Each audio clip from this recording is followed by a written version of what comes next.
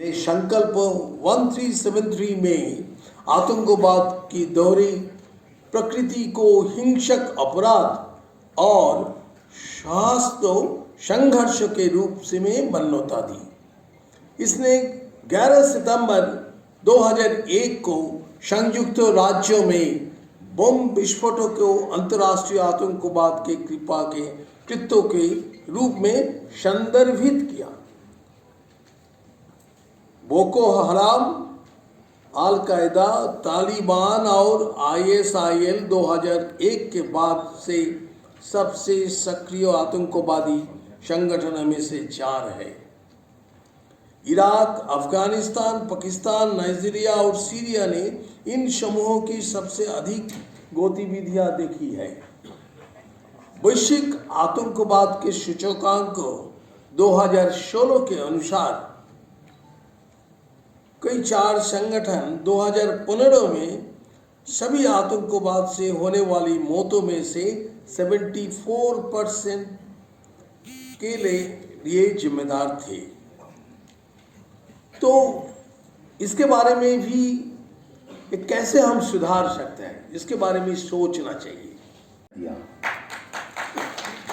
लेकिन तो भी है, तकनीक, इंटरनेट और वैश्वीकरण के कारण दुनिया भर में आतंकी अभियान तेजी से बढ़ती जा रहे हैं। इस प्रकार हाल के युगों में आतंकवादी गतिविधियों अधिक तीव्र होते जा रहे हैं। इस तरह की आतंकी गतिविधियों की प्रकृति के तहत हमारे लिए आतंकवाद के इतिहास को समझना और उसको पता लगाना अनिवार्य जो है। जैसे ये भी उतना ही बड़ा खतरा है, ये सुनिश्चित किया जाना बहुत जरूरी है कि अफगानिस्तान की धरती का इस्तेमाल आतंकवाद फैलाने और आतंकी हमलों के लिए ना हो। हमें इस बात के लिए भी सतर्क रहना होगा कि वहाँ की नाजुक स्थितियों का कोई देश अपने स्वार्थ के लिए एक टूल की तरह इस्तेमाल करने की कोशिश ना करे। इस समय अफगानिस्तान की जनता को, वहाँ की महिलाओं और बच्चों को, वहाँ की माइनॉरिटीज़ को मदद की ज़रूरत है और इसमें हमें अपना दायित्व निभाना ही होगा।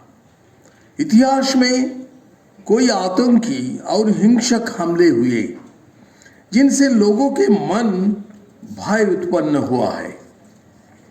विज्ञान और प्रौद्योगिकी को विकास, नए मीडिया प्रसार और इंटरनेट के परिणाम स्वरूप नए प्रकार की आतंकवादी गतिविधियों सामने आई है, जो दुनिया भर के लोगों के तक तुरंत पहुंच सकती है।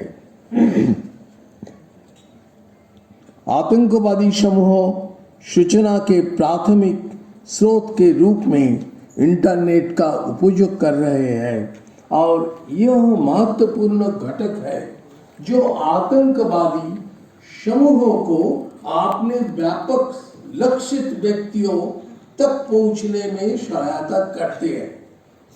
आतंकवाद के मुद्दे पर एक विद्वान ब्रायन माइकल जेनकिंस, जिन्होंने आतंकवाद के नए युग पर कुछ शोध किए हैं, उनके अनुसार आतंकवाद अधिक क्रूर और घातक हो गया है और आतंकवादी संगठनों ने धन जुटाने के लिए नए और सरल तरीका तैयार किए हैं, जिससे उनको सरकारी समर्थक को